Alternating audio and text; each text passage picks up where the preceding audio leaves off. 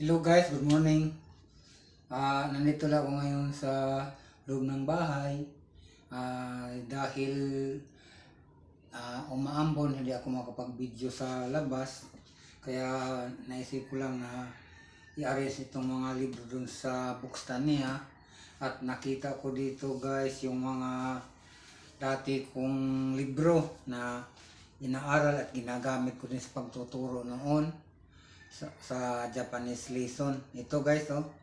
Ito yung reviewer ng level 1 at level 2 na exam.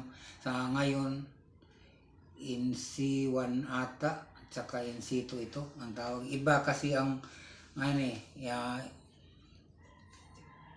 binago kasi nila ang curriculum ng Japanese lesson. Dati, ano lang yun, level 4, pinaka-lowest, level 3, level 2, and level 1. Ang level 4 guys is parang primary level, and then ang level 3 is elementary level, kuhan, parang may kaunti na ring intermediate level. Yung level 2 guys at itong level 1, ito ang pinaka yan, mas highest na yan. Yung level 2 ay pang senior high, yung level 1 ay pang na yan, pang first year college. Ito guys, oh. Kaya nga naisipan ko guys na i-share ko sa inyo itong natutunan ko sa Japanese lesson. Pero isisit ko lang ang oras ko dahil medyo busy pa ako. Pero kung may mag-comment sa video na ito na gustong matuto at pwede rin akong magturo through FB or sa YouTube, comments lang kayo guys pag upload ko ng video ito at baka may gustong matuto. At ito yung guys, basic Japanese lesson. May basa tayo dito, Shin Nihongo no Kiso Ichi, Kiso 1, no, Ichi yung 1. So ibig sabihin nito guys, basic 1, no. At meron din tayo dito Shin Nihongo no Kiso ni, no, ni or 2.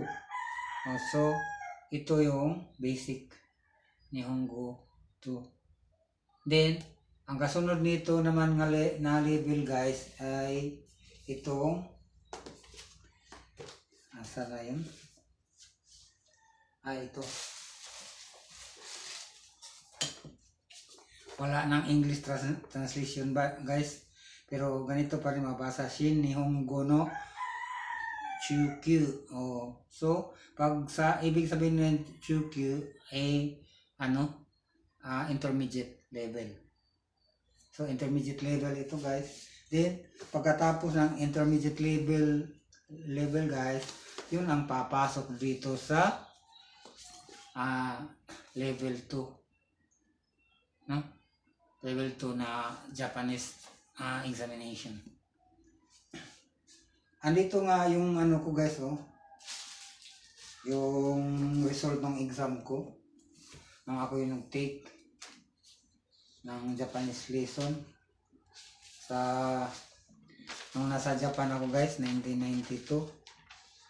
Ewan ko lang kung maliwanag ba ito. Ayun, pass. Then ang level ko ay yan, level 3.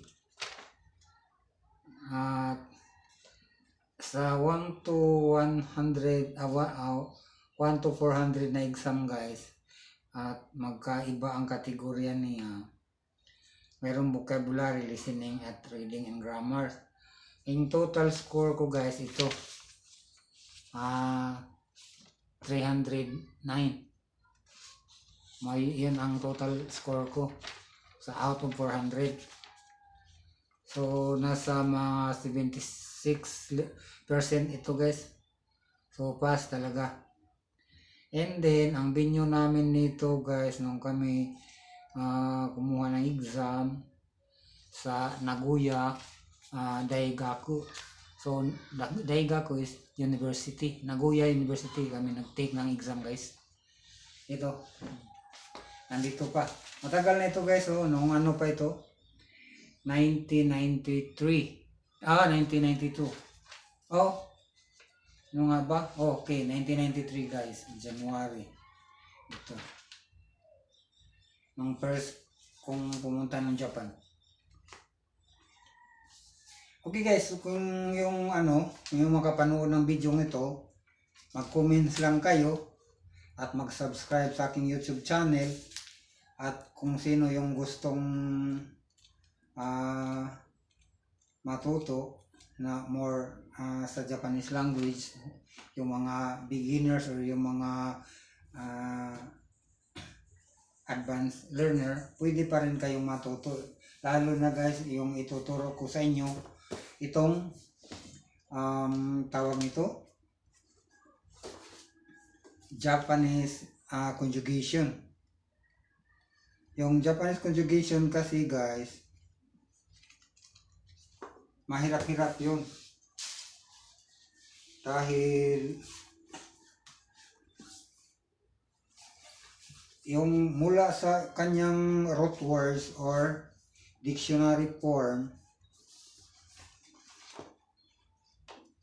ikinukonjugate ito ng mga Japanese hanggang mga 10 ata or mahigit pa. Halimbawa, yung iku, root words yan, yun ang root words ng ikimas, iku, root word or sa dictionary form yan, iku yan. And then pag kinukonjugate ito guys, marami ng bisis na pabalik-balik ka, hindi, conjugation nga. Titingnan natin dito ha.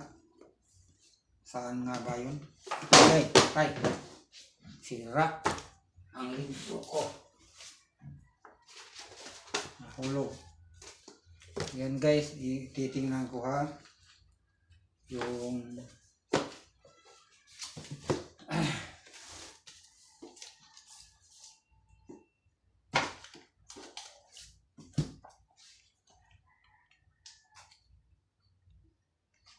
ito guys, no? Conjugation of verbs, group 1. So mayroon silang dalawang grupo ng verbs guys, ang Japanese. Yung group 1 guys, iba ang pagka-conjugate nito. Ay ito namang group 2 guys, yun, ito guys, yun, no? Group 2, ito grupo, no?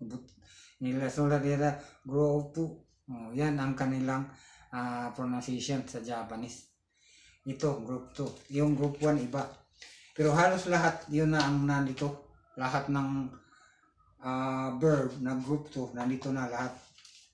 Pati yung group 1 nandito na rin lahat. Pero ito ay basic lang. Basic level ito. Mayroon pa itong ibang conjugation dun sa pataas na, pa higher level na. Pero kung gusto ninyo, mag-comments lang kayo sa video ito. Tuturo ko sa inyo ang pagkukonjugate ng verb. At saka yung paggamit ng mga particles ng Japanese lesson.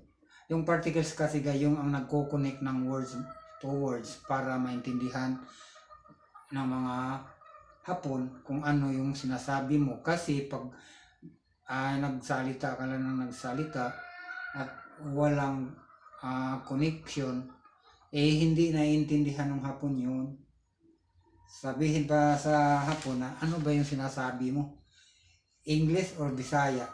Yan ang tatanong sa iyo. Pero pag malaman mo na yung guys, pagko-conjugate at paggamit ng particles ng Japanese lesson, Yan, tuwan-tuwa sila na nakikinig sa'yo kung ano mang sasabihin mo. Ito guys, yung halimbawa, ito yung ano bang ituturo ko sa inyo, itong group 1 muna. Pero pag group 1 verb conjugation, isang verb dito at saka isang group 2 na verb na pwede kong i-discuss sa inyo kung may gustong matuto ng Japanese lesson. Basta huwag niyong kalimutan guys, mag-subscribe lang kayo sa YouTube channel ko. Doon ko kasi ito i-upload. At sa Facebook, mayroon din akong illustration doon. Nasa FB page ko. Ganun lang naman yung ang pangalan ko sa FB page at saka aking YouTube channel. Isa lang ang pangalan doon. Okay guys. At i-arrange ko tayo muna itong mga libro ko, yung mga books ko. Para pag halimbawa may mag-comments at gustong matuto, madali na tayong mapagsimula dahil nandito yung mga reference ko. At sa kung sakali guys na mayroong gustong bumili ng books, mayroon din akong available dito na book binded na. At yan, ipagbibili ko naman yan. Itong mga original guys, dito ako kumukuha ng pang book bind para yung ikakopy para ma-book bind. Okay, sige guys. Maraming salamat sa panonood. Sa mga interesadong mag-Japanese lesson, mag-comments lang kayo para malaman ko kung kayo ay gustong matuto or gusto ko ding ma-share sa inyo itong nalaman ko sa Japanese language. At meron pa rin ako ditong dictionary guys, dictionary of basic Japanese grammar. Ito guys ang importante, grammar. Kasama ito dito. Dahil yung sinasabi ko sa inyo na hindi kayo gumamit ng mga particles, yan ang nag-introduce kasi sa magandang pagbigkas ng Japanese, pagsasalita ng Japanese language. And then, ang pronunciation din guys, madali lang. Malalaman din ninyo yan kung interesado kayo. Okay, sige. See you next video. Bye-bye. And subscribe my YouTube channel and follow my FB page. Thank you so much.